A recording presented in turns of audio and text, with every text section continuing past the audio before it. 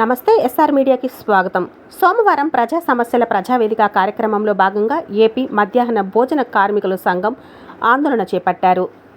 Smart kitchen వద్దు, మాకు ఉద్యోగ భద్రత కల్పించండి అంటూ కలెక్టర్కి వినతి పత్రాన్ని అందజేశారు. ఏపీ మధ్యాహ్న భోజన పథక కార్మిక యూనియన్ సిఐటి ఆధ్వర్యంలో ఈరోజు రాష్ట్ర వ్యాప్తంగా అన్ని జిల్లా కలెక్టర్ ఆఫీసుల దగ్గర కూడా స్మార్ట్ కిచెన్లకు వ్యతిరేకంగా జీతాలు 10,000 చెయ్యాలని, మెనూ ఛార్జీ 20 రూపాయలు చెయ్యాలని, గ్యాస్ ప్రభుత్వం ఇవ్వాలని డిమాండ్ చేస్తూ ఈరోజు ఈ ధర్నా చేస్తున్నాం. ప్రభుత్వం దిగొచ్చి మా సమస్యలు పరిష్కారం చేయాలని రాష్ట్ర వ్యాప్తంగా 80,000 మంది మధ్యాహ్న భోజన నిర్వాహకులు డిమాండ్ చేస్తున్నారు.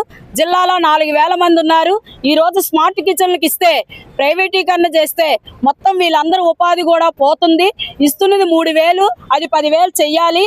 ఈరోజు మధ్యాహ్న భోజన నిర్వాహకులు రూపాయి పావలా నుండి 2003లో చంద్రబాబు నాయుడు గారే ఈ పథకం డ్వాక్రా మహిళలకి, పేద బడుగు బలహీన వర్గ మహిళలకి అప్పచెప్పారు.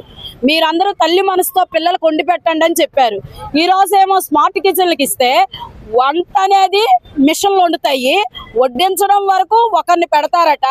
ఆ ఒక్కరిని కూడా గ్యారంటీ లేదు, ఉపాధి లేదు. ఉపాధి ఈరోజు అంటే ఉద్యోగ భద్రత లేకపోవడం వల్ల రాజకీయంగా వేధిస్తున్నారు. వాళ్ళు కూడా స్మార్ట్ కిచెన్లు వచ్చిన తర్వాత వాళ్ళకి నచ్చిన వాళ్ళు పెట్టుకుంటారు తప్ప వీళ్ళు ఉంచాలని ఒక రకమైన భద్రత ఏమీ లేదు. కాబట్టి ఇప్పటికైనా ప్రభుత్వం దిగొచ్చి డ్వాక్రా మహిళలకే ఉంచాలి, వండుతున్న వాళ్ళకే ఉంచాలి, 10,000 వేతనం ఇవ్వాలి. గ్యాస్ ఈరోజు కొరతగా ఉంది కాబట్టి గ్యాస్ ప్రభుత్వం సప్లై చేయాలి, యూనిఫామ్ ఇవ్వాలి, గుర్తింపు కార్డులు ఇవ్వాలి, ఉద్యోగ భద్రత కల్పించాలి, అలాగే ప్రమాద బీమా సౌకర్యం కల్పించాలి, రిటైర్మెంట్ బెనిఫిట్స్ ఇవ్వాలి.